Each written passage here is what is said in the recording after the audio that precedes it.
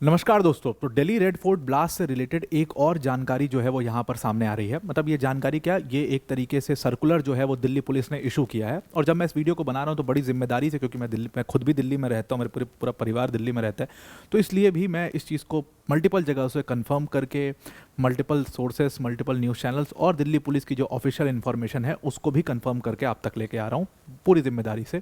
यहाँ पर दिल्ली पुलिस ने अपने सारे पुलिस स्टेशंस पर, सारे पोस्ट के ऊपर, सारे चेक पॉइंट्स के ऊपर एक सर्कुलर इशू किया है कि रेड कलर की इको स्पोर्ट कार जो है वो दिल्ली रेड फोर्ट का जो ब्लास्ट हुआ है उसमें संदिग्ध है। और ये जो रेड कलर की इको स्पोर्ट गाड़ी है इसमें भी मतलब संभवतः इसमें एक्सप्लोसिव्स हो सकते हैं, बिकॉज ये कार भी उस व्यक्ति जो उमर उन नबी है, जो कि अभी फरार है, जो कि प्राइम सस्पेक्ट है इस पूरे रेड फोर्ट के मामले में, रेड फोर्ट ब्लास्ट के मामले में, जो i20 कार के साथ भी देखा गया है, वही कार इस उमर उन नबी के साथ ये रेड इको स्पोर्ट कार भी लिंक्ड है। तो इसलिए इस कार को अभी मतलब कई सारी टीम्स जो हैं वो दिल्ली पुलिस की वो खोज रही हैं, और इसलिए ये एक सस्पेक्ट कार है जिसको इस समय पर खोजा जा रहा है। तो ये रेड कलर की इको स्पोर्ट गाड़ी है, एसयूवी इको स्पोर्ट जो फोर्ड की गाड़ी आती है वही है, और रेड कलर की गाड़ी है। तो मेरे ख्याल से पुलिस को खोजने में भी काफ़ी आसानी होगी और ये मिल भी जाएगी कार इसमें। सारी इन्वेस्टिगेटिंग एजेंसीज इस चीज़ में लगी हुई हैं। देखिए, इसमें पैनिक की कोई बात नहीं है, लेकिन क्योंकि ये पूरा सर्कुलर इशू किया गया है दिल्ली में, इस कार को लेकर के पूरी चीज़ जो है वो हाई अलर्ट पर है। कई जगह पर आपको चेकिंग्स जो है वो इस समय पर दिल्ली में मिल जाएगी। अब हुआ क्या है, रेड पूरी इको स्पोर्ट कार है, उसका लिंकेजेस इस पूरे ब्लास्ट से। और दूसरी इंपॉर्टेंट चीज़ यहाँ पर यह है कि अल फलाह यूनिवर्सिटी की तरफ से एक पूरा जो स्टेटमेंट है वो भी इशू किया गया है, और उमर उन नबी के कुछ एड्रेसेस भी यहाँ पर मिले हैं, तो उसको भी डिस्कस करने की कोशिश करेंगे। तो देखिए, सबसे पहले क्या है कि ये जो रेड इको स्पोर्ट कार है, सारे पुलिस स्टेशन, सारे चेक पॉइंट्स, जितने बॉर्डर के चेक पॉइंट्स हैं, जितने पोस्ट हैं, सबके ऊपर एक जो रेड इको स्पोर्ट कार है, इसका नंबर अभी छिपा दिया गया है, नंबर पुलिस द्वारा इस पर जारी नहीं किया गया है। इस कार के बारे में इंफॉर्मेशन निकाली गई है, सर्कुलर निकाला गया है कि ये कार भी रेड फोर्ट ब्लास्ट से लिंक्ड हो सकती है। रेड फोर्ट ब्लास्ट जिसमें अभी तक 9 लोग जो हैं, जिसमें अभी तक कई सारे लोगों की मरने की खबर आ रही है और कई सारे लोग इसमें घायल हुए। एक बहुत बड़ी घटना जो है पहलगाम टेरर अटैक के बाद, ये भी एक बहुत बड़ा धक्का जो है देश को इस समय पर लगा। उस घटना में अब एक और नया मतलब परत खुला है कि रेड इको स्पोर्ट कार को खोजा जाना इस समय पर बहुत ज़्यादा ज़रूरी है। अब देखिए, क्या जम्मू कश्मीर का जो पूरा टेरर मॉड्यूल ये पूरा निकला है, जो फरीदाबाद मॉड्यूल कहा जा रहा है, इस फरीदाबाद मॉड्यूल में दुनिया भर के लोग शामिल हैं, और ये कोई अभी से नहीं चल रहा है। ये पूरा फरीदाबाद मॉड्यूल जो है वो काफ़ी लंबे समय से चल रहा है। एक और इन्फॉर्मेशन जो इसमें खुलकर आई है कि जो ये उमर उन नबी है, इसकी वाइफ ने कुछ ही समय पहले, जब ये रेड फोर्ट ब्लास्ट हुआ इसके कुछ ही दिन पहले, जो जैश का टेरर मॉड्यूल है उसको ज्वाइन किया था। तो वहाँ से भी ये चीज़ काफ़ी ज़्यादा खतरनाक लग रही है। अब इस मामले में i20 जो गाड़ी मिली थी, जिसकी तस्वीर आप यहाँ पर देख ही रहे हो कि इसी गाड़ी में सारे एक्सप्लोसिव्स थे, और इसके दुनिया भर के सीसीटीवी फुटेज पुलिस ने रिलीज़ भी कर दिए हैं, मतलब पब्लिक डोमेन में डाल दिया, ट्विटर पर डाल दिया है। आप देख रहे हो कि ये गाड़ी जो है ट्रैफिक में स्लो चल रही है, उसके बाद एक बहुत बड़ा ब्लास्ट होता है, पैनिक होता है, लोग जो है भाग करके आते हैं। इस गाड़ी के साथ आपको उमर उन नबी वो व्यक्ति दिख रहा है जो इस गाड़ी को चला रहा था, जो अभी प्राइम सस्पेक्ट है, जो अभी फरार है। तो ये गाड़ी, जैसे इसमें एक्सप्लोसिव भरे हुए थे, माना जा रहा है कि ठीक उसी तरीके से एकदम सेम मोडस ऑपरेंडाई भी इस्तेमाल किया जाता है इस रेड कलर की कार के साथ में, क्योंकि ये रेड कलर की कार का भी पोजीशन में उमर उन नबी को कई बार देखा गया है। दिल्ली पुलिस का कहना है कि जो हमें सीसीटीवी फुटेजेस मिले हैं उसमें ऐसा देखा गया है कि i20 कार में तो था ही, इसके पहले कुछ फुटेजेस ऐसे भी मिले हैं जिसमें जो रेड कलर की इको स्पोर्ट गाड़ी की मैं बात कर रहा हूं, जिसके लिए पूरा सर्कुलर इशू हुआ है, उसमें भी इस व्यक्ति को देखा गया, उससे भी इसको लिंक किया जा रहा है। इसीलिए सारे चेक पॉइंट्स पर, सारे पुलिस स्टेशन पर, सारे पोस्ट के ऊपर जहां पर पुलिस लगी हुई है, सब पर यह अलर्ट जारी कर दिया है, और इस इको स्पोर्ट कार के लिए एक लुकआउट नोटिस निकाल दिया गया है।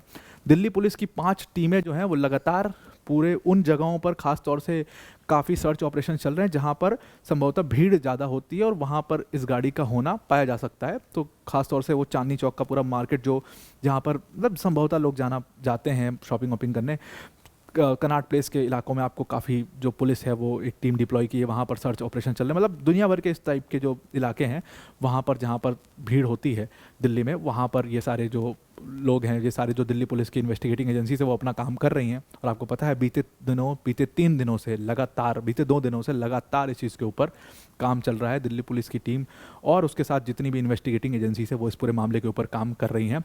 और बॉर्डर, दोनों साइड के जो बॉर्डर्स हैं वहाँ पर भी गहन चेकिंग चल रही है। एक तरफ नोएडा पुलिस मतलब उत्तर प्रदेश पुलिस और दूसरी तरफ जो है वो हरियाणा पुलिस, वो भी अपने अपने बॉर्डर्स पर पूरी इसकी चेकिंग कर रही हैं। कहा जा रहा है कि ये गाड़ी जो है ये रजिस्टर है उमर उन नबी के नाम पर। ये जो इको स्पोर्ट कार है ये उमर उन नबी के नाम पर रजिस्टर्ड है, क्योंकि ये जो कार थी i20 गाड़ी ये उमर के नाम पर रजिस्टर्ड नहीं थी, लेकिन इको स्पोर्ट जो गाड़ी है वो उमर के नाम पर ही रजिस्टर्ड है और पूरी तरीके से ये कार सस्पेक्टेड है दिल्ली ब्लास्ट केस में। इसीलिए इसका खोजा जाना बहुत ज़्यादा ज़रूरी है। फरीदाबाद मॉड्यूल में इस गाड़ी को कई बार मतलब उमर ने इस्तेमाल भी किया है। कहा जा रहा है कि उमर इस गाड़ी को अपने मॉड्यूल के डिफरेंट काम के लिए इस्तेमाल करता था। दूसरी चीज़ यहाँ पर एक और सामने आ रही है कि अल्फला यूनिवर्सिटी से जुड़ा हुआ ये भी व्यक्ति था उमर, और जैसे मुजम्मिल था, जैसे आदिल था, जैसे शाहीन थी, ये लोग थे, जैसे ये लोग अल्फला यूनिवर्सिटी से जुड़े हुए थे और उसके बाद इनको अरेस्ट कर लिया गया, तो उमर कैसे बच पाया और इतना बड़ा ब्लास्ट कैसे कर पाया, तो उसके ऊपर भी इन्फॉर्मेशन आ गई है।